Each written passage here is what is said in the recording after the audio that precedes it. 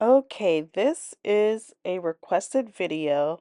I was going to do a 2024 favorite video of the year, and I was going to have a couple of categories, but I just did not take the time. And I don't know, I felt more inspired to do the Does Ho'oponopono Cause Reality Shifts video slash Mandela effects. But like I was saying, this was a requested video, so I'm just gonna say what I was gonna say on that other video. But I'll be quick. I don't know what I was gonna say after that. I just love how Dougie Corrado says it. And so I guess that will bring my first topic. And one reason why I picked his video, he's very engaging.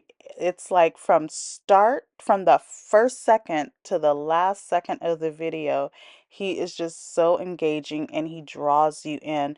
And he usually tells the story from his perspective, even if it's someone else's story. He'll tell it from the story of his perspective, and it just draws you in. It is an interactive experience. You get immersed in the story, and I love how he adds the comic strips and the different facial expressions of different characters. It's just amazing. This guy is so talented.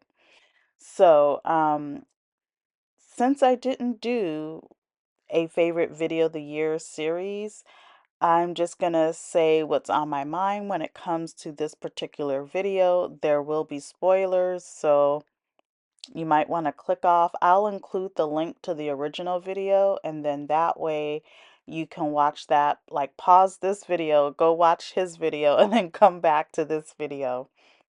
Okay, so why I will pick Ho'oponopono over the law of assumption every single time, why the law of assumption, why Ho'oponopono trumps the law of assumption. And this has to do in particular to my limiting beliefs. I love Neville Goddard, love what he stands for. He's doing a lot of good in the world because people are thinking positively, which reminds me, I want to produce another video, making a note. So I feel like humanity's level of consciousness has rose over the past few years, decade. We've gone from The Secret to law of assumption, where you're actually getting what you want to manifest. Some people didn't think the law of attraction worked for them. I think both laws work, but I prefer Ho'oponopono because um and I'm gonna maybe say a limiting belief, I don't know, and I maybe could do some more work on this area, but I feel like Ho'oponopono will get you to a place of clarity. Number one, by clearing limiting beliefs in your subconscious mind. And number two, being able to surrender to what's best for you. So, for instance, when you watch Dougie's video, you're going to see that this lady is going out with someone. They have a couple of coffee dates. Then, when he picks her up at her house for a more formal date, hmm,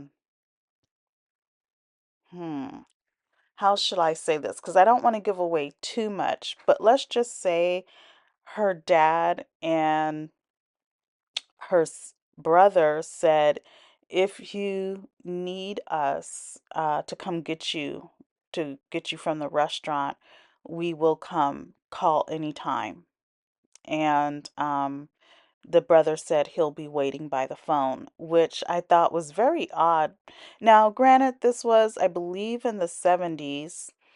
And so there weren't cell phones, but for a brother to tell a sister you'll be waiting by the phone, that is telling.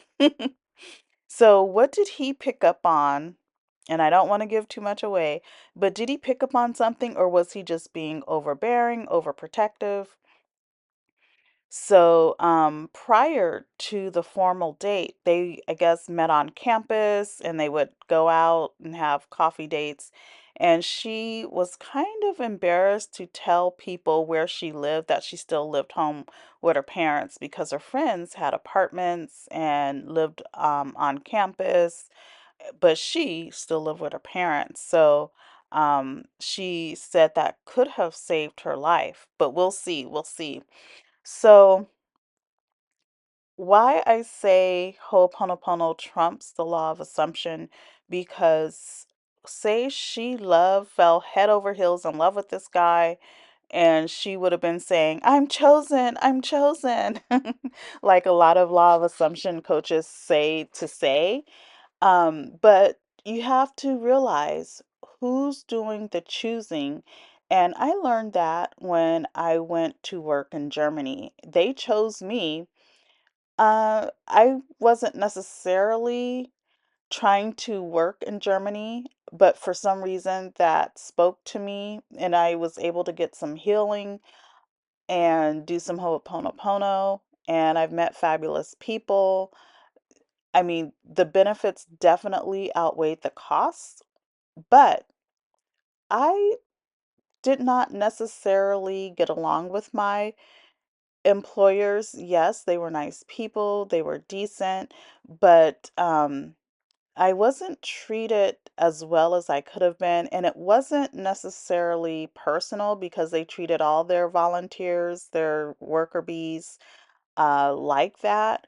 So, because they were the two owners and there was turnaround. So they told me that they've had probably 1,000 different workers before I came. And so I understand their point, and I don't want to digress, but let's just say I had to do some heavy Ho'oponopono. And I could probably make a video about spiritual leaders and how they need crisis vision, and they have some blind spots. That's another video. I don't want to get off topic, but as I was saying, they chose me. Had I known their character defects ahead of time, I probably would not have chose them. Um, all the reviews, all their stars, um, they had multiple 5-star ratings. I don't think I saw anything under a 4. And so I did my due diligence. I even looked on Google, but they didn't really have any Google reviews. But had I known their character defects, and I'm just going to say this, and then I don't want to go off on a tangent anymore. But basically, and I love these people, I forgive them, I have no ill will towards them and want the best for them. Um, one of the ladies was saying that the people that she gets, she's looking for people who can meditate and bring the center to like a higher caliber. And I was like, oh, I kind of want to do that. What can I do to help?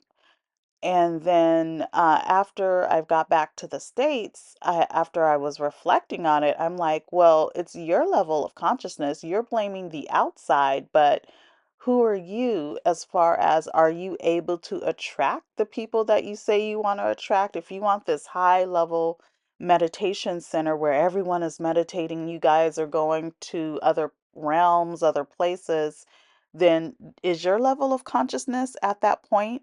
And I would say no, and I'm just going to leave it at that. And hopefully, she has used my feedback as a place to evolve from.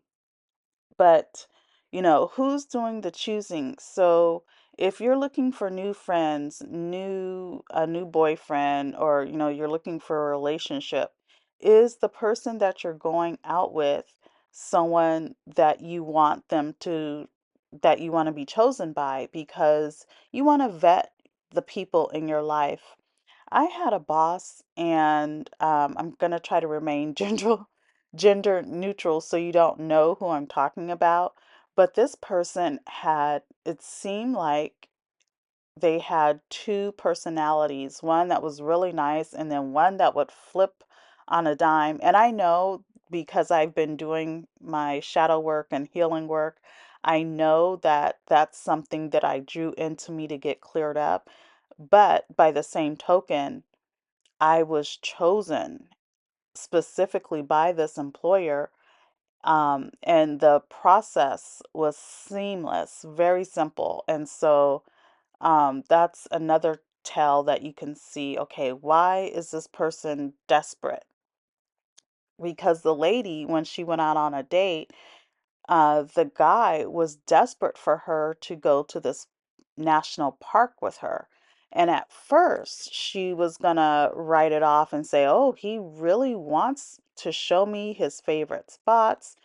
To me, that's a red flag. I have gone out on first dates to go hiking, but when guys want to take you like to a secluded area, that is something you need to be cautious about. I'm going to put a book here called The Gift of Fear by Gavin de Becker. If you haven't heard of it or read it, that would that should be on your 2025 to reads list. If you're a lady and you care about your personal safety, you need to read it. It is jarring. He is a security specialist, so there's no sugarcoating, but it could save your life. And I am not joking. I'm not doing hyperbole. I'm not exaggerating. This book literally could save your life. A lot of security experts say don't let people take you to a second location because that usually ends up being secluded. Try to fight to stay at the first scene. So, like if you're in the process of getting kidnapped, do all you can. And this is by security experts, do all you can to not be taken to a second location. So again, who's doing the choosing? So if you're trying to do your law of assumption and you haven't vetted the person out, oh, I just love him, we're a good fit, you're gonna, number one, you're gonna dampen your awareness. So spirit might be saying, pay attention to the red flags, but you're like affirming and assuming, oh, I'm chosen, I'm chosen, I'm chosen. Well, do you really want to be chosen by some people? So that's the first question. Secondly, if you're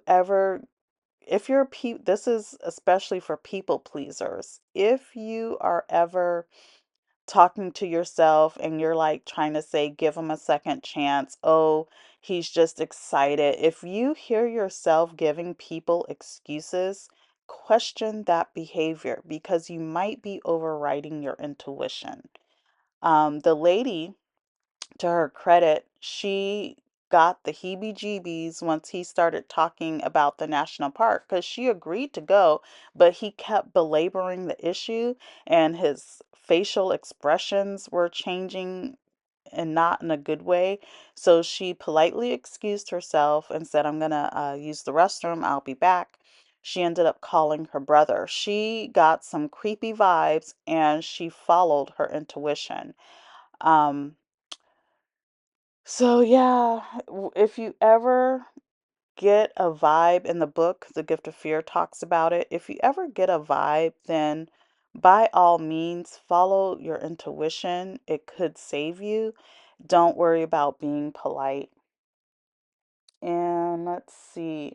You know, I heard this, I believe it was from Dr. Maya Angelou, and then Oprah said it. When people tell you who they are, when people show you who they are, believe them. It could be a micro expression, it could be um, being too excited, it could be a statement of speech. Like I told you guys earlier in one of my videos, this guy said that he owned me. I'm like, I am owned by no one except for the Most High Almighty.